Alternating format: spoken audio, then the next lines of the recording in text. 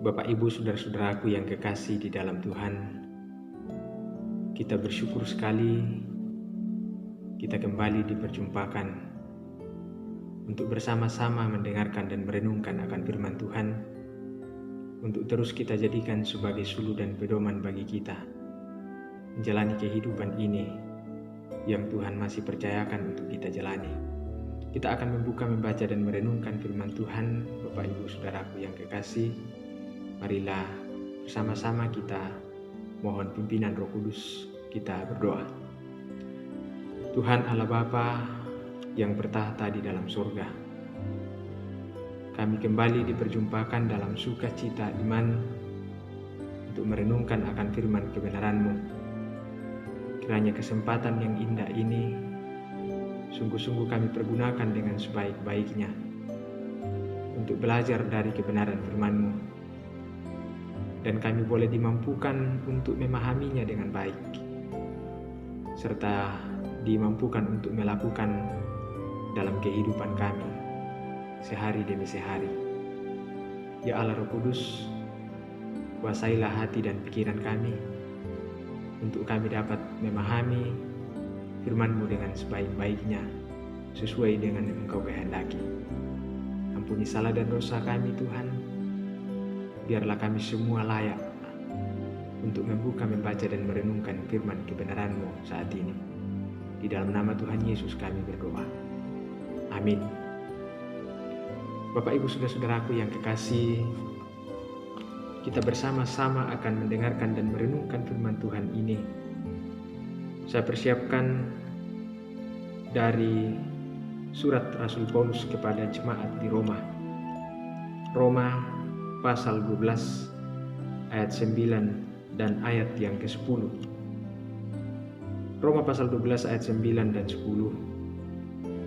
Nasihat untuk hidup dalam kasih. Hendaklah kasih itu jangan pura-pura. Jauhilah yang jahat dan lakukanlah yang baik. Hendaklah kamu saling mengasihi sebagai saudara dan saling mendahului dalam memberi hormat. Amin. Firman Tuhan. Bapak, Ibu, saudara-saudaraku, sungguh berbahagia setiap kita ketika kita memelihara firman ini dan berupaya untuk melakukannya dalam hidup kita. Bapak, Ibu, saudara-saudaraku yang kekasih di dalam Tuhan, dalam saat teduh sebelumnya kita merenungkan firman Tuhan tentang hutang kasih, bahwa hendaklah kita jangan berhutang kasih kepada siapapun juga. Dan pada kesempatan kali ini kita akan merenungkan lebih lanjut tentang kasih itu di bawah tuntunan tema kasih yang sejati, bahwa jangan sampai kita melakukan tindakan kasih itu hanya secara terpaksa, hanya karena kita tidak ingin disebut sebagai orang yang berhutang kasih, lalu kita terpaksa melakukannya. Karena ketika kita terpaksa melakukan kasih itu, maka itu bukanlah kasih yang sejati. Jadi, kita melakukan kasih sekedar sebagai sandiwara belaka, atau mungkin kita melakukan kasih dengan penuh kepura-puraan, padahal ada maksud-maksud terselubung di dalamnya. Saudaraku yang kekasih, memang dalam banyak kasus kita sulit sekali untuk membedakan antara kasih yang sungguhan atau kasih yang sejati dengan kasih yang isinya hanya kepura-puraan. Samar-samar perbedaan antara kasih yang sejati dengan kasih yang sebenarnya membungkus berbagai niat-niat lain, bahkan mungkin niat kejahatan. Tidak sedikit manusia yang benar-benar menjadikan dunia ini adalah panggung sandiwara.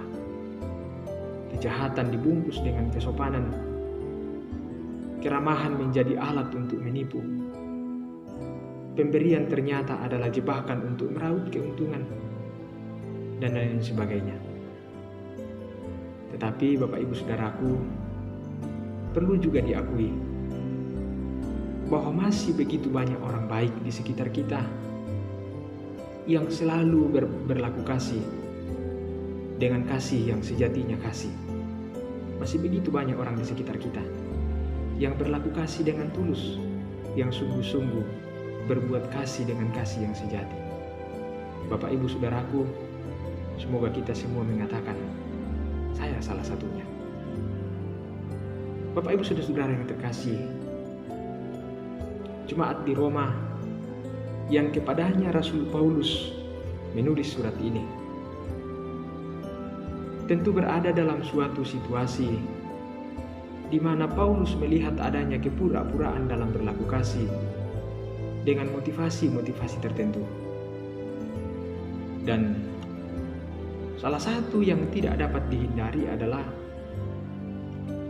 keberadaan orang-orang Yahudi yang merasa saleh dengan melakukan hukum Taurat mereka.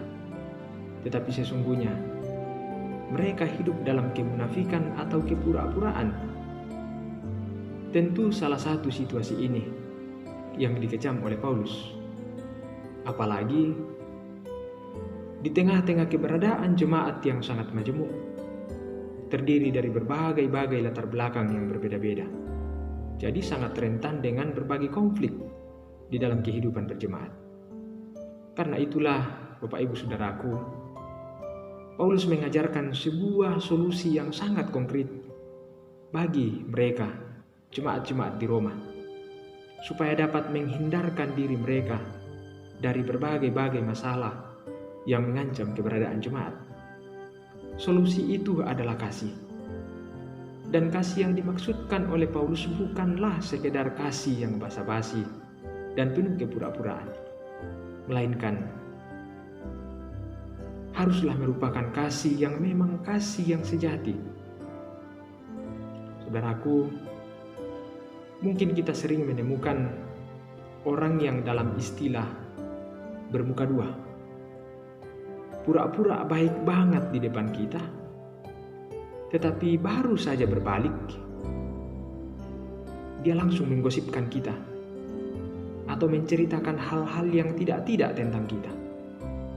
Ini adalah salah satu contoh dari kasih yang pura-pura. Masih banyak contoh-contoh yang lain. Bapak Ibu Saudaraku bisa merenungkan dan memikirkannya. Dalam hal-hal apa tindakan-tindakan kita sesungguhnya hanya dipenuhi kepura-puraan untuk berbuat kasih. Kasih yang sejati itu adalah berbuat sebaik-baiknya dan menjauhi kejahatan sejauh-jauhnya. Pada bagian ini, Paulus memperlihatkan kepada kita dimensi lain daripada kasih. Bahwa ternyata kasih itu memiliki dimensi membenci. Kasih itu memiliki dimensi membenci. Yakni kasih itu harus membenci segala sesuatu yang bertentangan dengan kasih itu sendiri. Kasih itu harus membenci segala sesuatu yang bertentangan dengan kasih itu sendiri. Karena itulah,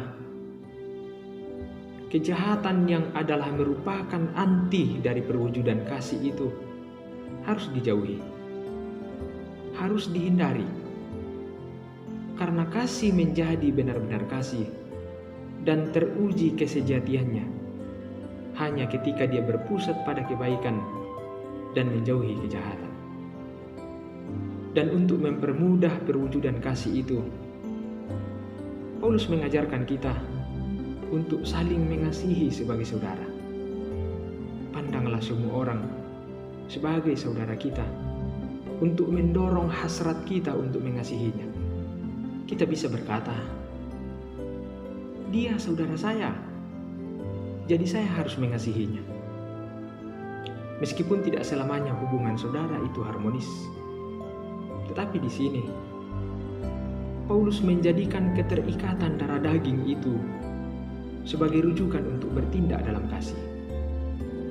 Orang Toraja mengatakan, lasi paum boriki ini kesulu utah.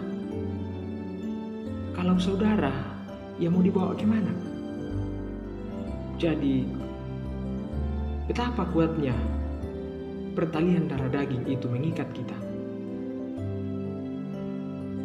Dan sebagai orang-orang percaya, kita semua telah diikat sebagai saudara secara rohani dalam pertalian darah Kristus. Karena itulah kita semua disebut sebagai keluarga kerajaan Allah. Maka sejatinya keluarga kerajaan Allah adalah pribadi yang penuh kasih, yang saling mendahului dalam memberi hormat. Kalimat terakhir dalam pembacaan kita tadi, saling mendahuluilah dalam memberi hormat, bukan saling menunggu untuk dihormati terlebih dahulu. Karena jika saling menunggu, kasih itu tidak akan pernah terwujud. Saling mendahuluilah. Jika saudara kita tidak sempat, maka kitalah yang harus menyempatkan diri untuk melakukan kasih itu. Jika saudara kita tidak kepikiran, maka kitalah yang sempat kepikiran harus melakukannya. Jika saudara kita melupakan kasih itu, maka kita yang mengingatnya harus melakukannya. Jika saudara kita menganggap itu tidak penting, maka kitalah yang melihat itu sebagai sesuatu yang penting harus melakukannya, dan sebagainya. Jadi, jika kita melakukannya seperti ini, maka kasih itu tidak akan pernah tersendat. Kasih itu tidak akan pernah berhenti. Kasih akan terus mengalir seperti aliran air sungai yang tiada pernah berhenti, mengalir di tengah-tengah keberadaan kita, persekutuan kita, dan bahkan dalam seluruh dimensi kehidupan kita. Karena itu, saudaraku yang kekasih, komitmenkan dirimu menjadi agen-agen pembawa kasih yang sejati dalam seluruh dimensi kehidupan kita, agar dunia ini penuh dengan damai sejahteranya. Salam kasih dalam Kristus. Tuhan memberkati kita semua. Amin. Andaikan aku lakukan yang luhur mulia, jika tanpa kasih cinta hampa tak berguna. Ajarilah kami bahasa cintamu, agar kami dekat padamu ya Tuhanku. Ajarilah kami bahasa cintamu, agar kami dekat padamu.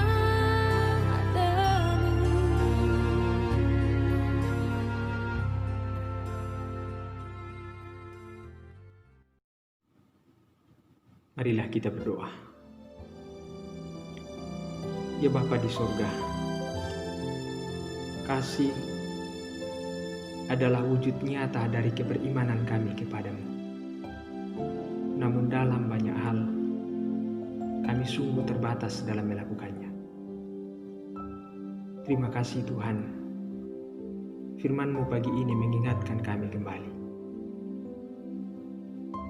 Kiranya kuasa Roh Kudus-Mu memampukan kami untuk memahami firman-Mu ini dengan baik, dan terlebih memampukan kami untuk mewujudkan firman-Mu ini dalam setiap langkah kehidupan kami, agar supaya sungguh-sungguh perjalanan hidup kami selanjutnya senantiasa diterangi oleh kuasa firman-Mu. Biarlah kami dapat menjalani hidup ini selangkah demi selangkah dengan tetap diwarnai dengan tindakan kasih yang adalah benar-benar kasih yang sejati sesuai dengan yang Engkau kehendaki, sehingga seluruh perjalanan kehidupan kami senantiasa mendatangkan kemuliaan bagi nama-Mu. Kami serahkan perjalanan kehidupan kami ke dalam tangan-Mu. Tuntun, peliharakan kami, dan arahkan kami Tuhan sesuai dengan kehendak-Mu. Ampuni salah dan dosa kami, segala keterbatasan kami melakukan kehendak-Mu. Di dalam nama Tuhan Yesus Kristus, kami berdoa. Amin. Bapak, Ibu, saudara-saudaraku yang kekasih, salam dalam kasih Kristus pada kita sekalian. Terus berkomitmen, penuh semangat, mewujudkan kasih yang adalah kasih yang sejati di dalam setiap langkah kehidupan kita. Tuhan memberkati kita sekalian.